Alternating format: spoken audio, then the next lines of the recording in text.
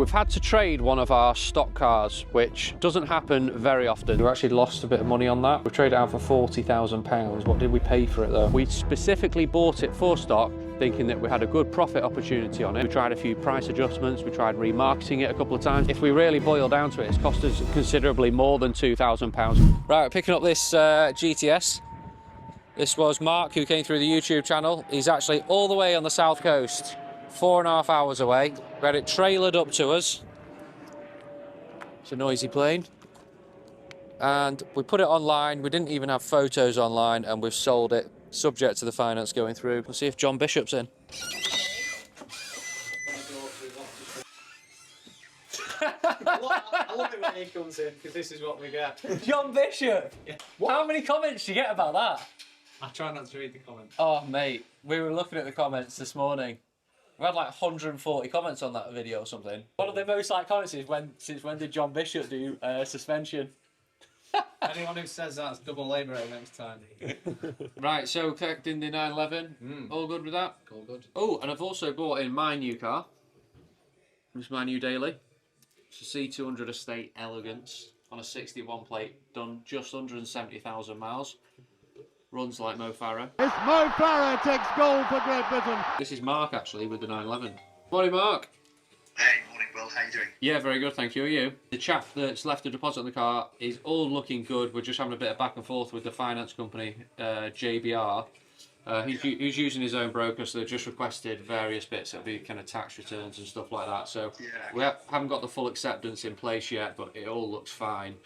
And it looks like we're probably going to be handing the car over on Thursday or Friday next week. Okay, no worries. Thanks. Appreciate the heads up. Yeah. I'll drop you a message once we've got firm finance in place, and then it looks like we're handing over Thursday or Friday, so we'll settle everything the same day and get everything boxed off from there. Lovely. Really appreciate it. Thanks, Will. Thanks, Mark. Speak soon. Take care. Bye-bye. Bye-bye. Bye. Such a nice bloke. He's absolutely chill, isn't he? You know, he's never really met us in person, but he's seen us through the YouTube, and he's put a lot of trust in us.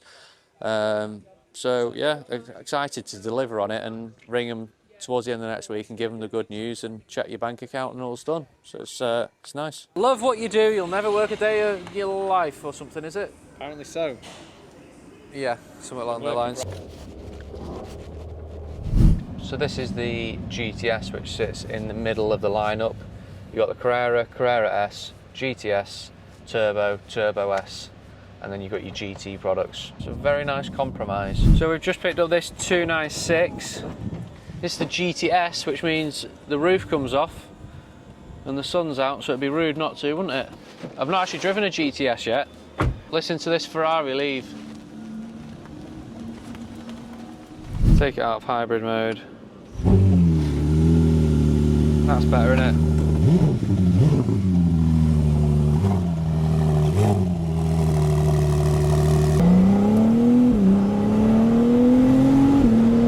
So quick, aren't they? So this is a customer of ours, James's. He's coming down to drop off his Turbo, which we're selling, and hopefully I'm going to sell in the black badge Rolls-Royce Cullinan that we've got on the pitch as well. People go mad for the F8. Well, the prices seem to have held really well with the F8. This is the hybrid V6, so who knows what will happen. I'd happily drive around with the roof off all the time in this. This is probably comparable to a Hurricane Spider. I'd be in this all day over a Hurricane Spider. It feels more like a race car, whereas the Hurricane probably feels a little bit more subdued in comparison to this. Although the Hurricane, you can get the V10 in it, does definitely sound better. This also, I feel, has got a better driving position than the Hurricane. I mean, 250 grand, the F8's almost similar money to this. Is this the same one you went round in Alton? 100, 110, 120, 130, 140. Yeah, so we went round Alton Park in one of these with James. That was the coupe version, the GTB. This is the GTS. You hear the turbochargers, I think it is. It's like sucking all that air in. You hear it? It's like a whistle. It sounds sick. You hear that? It sounds so cool. That whistle you get when you let off, that was nowhere near like the limits or anything. Like the braking limits, the traction, everything, that was well within the limits. There wasn't a second there that was twitchy at all. And you were going the speed limit. Yeah, exactly.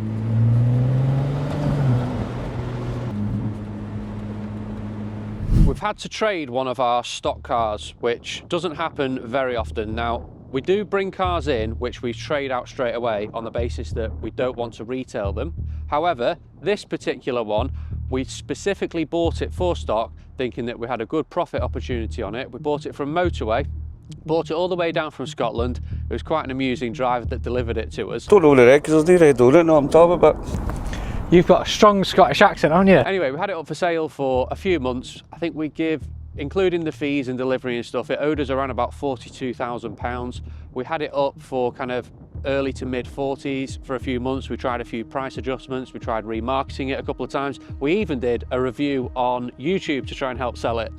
Unfortunately, we couldn't sell it, so we ended up trading it out. And it's this white Audi TT Final Edition. Why couldn't we sell it? I'm not sure. If I had all the answers, then I wouldn't have bought it in the first place, would I? But on reflection, I think one of the main reasons why we've not been able to sell this is the price point of it. At kind of mid 40s, it doesn't look like amazing value for money. You could get a much higher mileage example, maybe a touch older, for considerably less. So a lot of the time stuff has got to really look great value and almost kind of look cheap in a way, or a lot of value for money. Whereas I don't think this did necessarily. If you look at kind of mid £40,000, if you wanted a 2+2 sports car, you could go out and buy probably a nice 991 at around about mid 40s. So it's difficult. It's easy to say in hindsight, look, it was too expensive, it's too dear a car. I think the key to it is, cars have got to look really good value for money. Unless someone specifically was desperate for a final edition, low mileage Audi TT, they could probably pick one up, because this had 3,000 or 4,000 miles on it when we bought it.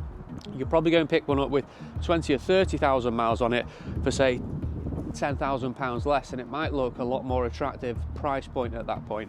Because when you get to the £45,000 mark, you might open up a whole different class of cars. So you might then be looking at things like 911s and stuff like that. So you're trying to compare Audis with Porsches potentially. I think on the last video we did actually almost reference comparing the Audi TT to a 911, and we got a little bit of backlash from the viewers saying how dare you compare these two cars. So anyway, it's one to learn from. We do trade cars quite a lot, as I say, but that will be on the basis that we've bought a car in part exchange and we don't want to retail it for whatever reason. It might be too high owners, the service history might not be right, or the condition doesn't match up to our standards.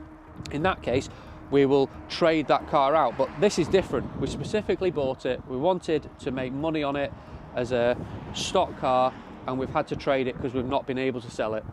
We've sold it to a Sytner main dealer. So it might go into an Audi main dealer this now, and maybe they're going to have a better chance of selling it than we have. I was having a chat with Jordan before. What was the last car that we traded out of that we had intended to retail?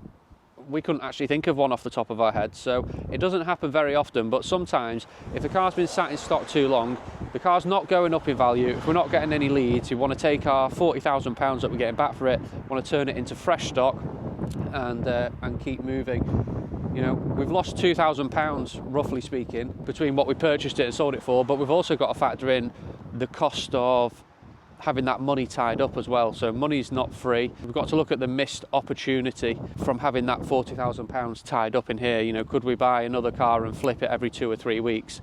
Whereas we've had that £40,000 sat in there for, I think it's 3 or 4 months now. If we really boil down to it, it's cost us considerably more than £2,000, because you've got to look at the lost opportunity of buying other stock and also the fees of advertising. The cost of advertising us on Auto Trader is around about £120 a month, so we've lost money there as well. But on the whole, it doesn't happen too often. If it does, we won't have much of a business. We're currently paying around about £6,500 a month for our Auto Trader advertising, and that gives us between 30 and 40 cars depending on what package we're on at the time. But marketing is extremely expensive. I think people sometimes forget that. The cost of keeping these cars on Auto Trader is quite high. Go on, what are we in? What are we doing? So new shape Range Rover, They don't call it a Vogue anymore, do they? So we'll just call it the big Range Rover. It's going to Guy Salmon in Knutsford, it's due a service, so we'll drop this off. These are absolutely lovely. Just the pure comfort of it and road presence of a big Range Rover, I like it a lot. It's got the Meridian Signature sound, which is an upgraded sound system. Very keen on that. It's got the big screen. Right, let's plonk this in here, customer parking. What was I in when I was 17? I had a Vauxhall Astra 1.7 turbo diesel 5-door estate. L-Reg, it was my grandma's old car. I had a Saab 9.3. Yeah. Those 130s are massive, aren't they? Look at that with the buses. Be cool, that, wouldn't it, though, take the kids. They'd absolutely love that. Hi there, you okay? Yeah, just dropping a car off for service for Warford Cars. Yeah. Thank you. I'm good, thank you. I've had loads of coffee. How many have you had? 4 or 5 coffees. Have you been into the Rolls-Royce cafe before? If I was to rate which dealer's got the best cafes, it'd be this one and Rolls-Royce Service Centre. What are the lower performing ones? Some of the worst ones is the local dealer around here called Warford Cars. Theirs is pretty substandard. So you're dropping off the Range Rover for the first service? Yes. Just need a quick signature. Yeah. And then it says that you're getting a trade discount on it, yeah? Wonderful, that sounds good. Just sign here for me. Yeah. What's trade discount? It's discount for the trade, mate. No, but 20% or 50%. I think it's 15% to be honest, so I'll speak to Beth. You spoke with Beth, my manager, Yeah. when you booked in, so I'll Yeah, do you it. won't be getting any of that discount if you come back. not me? No. If you see him again, add 15%. Yeah, no problem. There's both the keys. Thank you so much. Awesome, thanks a lot. See you later. We've done well there. Trade discount, free flapjack and a takeaway coffee. Perfect. Happy days. Is he going to let us in? Mac's trying to do deals, isn't he? We'll just use his car as a dinner tray. Right, that's the Range Rover in for service. What's this I see here, Jordan? Receipt, love a PDQ receipt. 4 series. Gonna have to get a bucket of ice for that PDQ machine because It's been going off. it's on fire, isn't it? Right, we're off to Porsche Bolton. This 992 GTS is sold and we've agreed to service it before the car goes out. So, we'll see you there. Hi there, you all right? Yeah, good, thanks. Just dropping a car off for a service. Yes, of course. I would love a drink, please. What would you like? We've got cold drinks or coffee? Could I have like a flat white, please? Yes. All right. Can I get flat white as well, please? Any sugar? No, thank you. Whereabouts are you guys from? Warford Cars. It's like a little dealership near Manchester Airport. Okay, yeah, there you are. Awesome, thank you very much. Is someone coming to see you? I think so, yeah. If I watch YouTube, I mainly watch the girly murder mysteries. Oh yeah. Do you know it? That's weird, isn't it? Because it like that never comes up on my algorithm. Really? I watch some random crap though. Like I watched a guy restoring an old water tower into a house for like an hour. Yeah, you see that doesn't come up on my algorithm. No. Have you seen those guys? Have you ever watched it in the middle of the night? It's like 2, 3 in the morning, and it's these guys. They're in the middle of nowhere, like in the woods, and they start building stuff out of like from the ground. I used to think they were real, but apparently they're not. There's a lot that goes on Because behind the there's cameras. like they'll have like excavators come in when the cameras are off. Oh right. Isn't it? Yeah, yeah. It's all. Dig a little hole, It was turn around the all whole just done for views. Yeah. Yeah, exactly. Because how can one person do that with their bare hands? Yeah, yeah. Because the guy's got like a stick. And his bare hands are like 2 days later. He's got like a fully crafted house out of mud and a swimming pool. There's fucking carp swimming around it. Yeah. Continental, is that ready to be collected? Ready to be collected. It has been freshly serviced. Brake pads have been done. He's put a full set of tyres on it, and we are applying a warranty to it as well. 2-year warranty, that's nice. So Yeah. that's been paid for.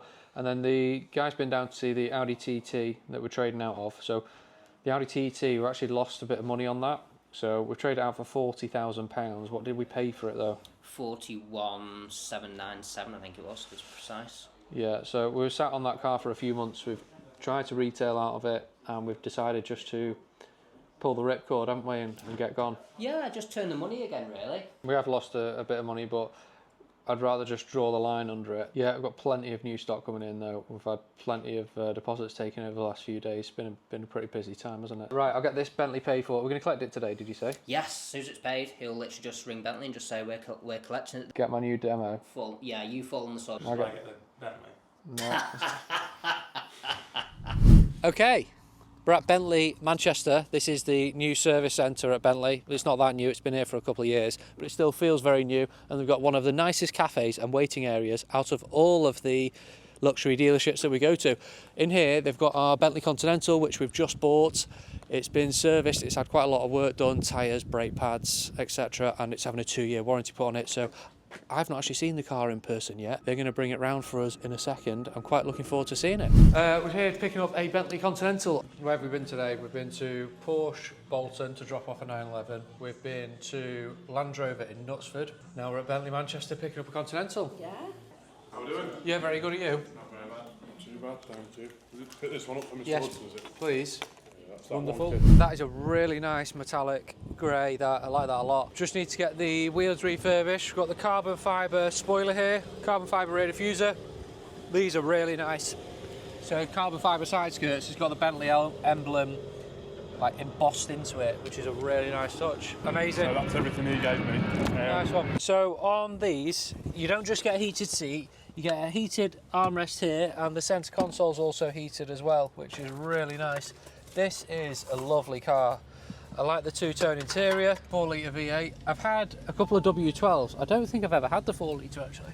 So it'd be interesting to see what it's like. Needs a good valet, but mechanically, yeah, it should be absolutely spot on this. So today we've almost done a full day and the day of the life of a car sales business. I hope you've enjoyed it. Please click like and subscribe.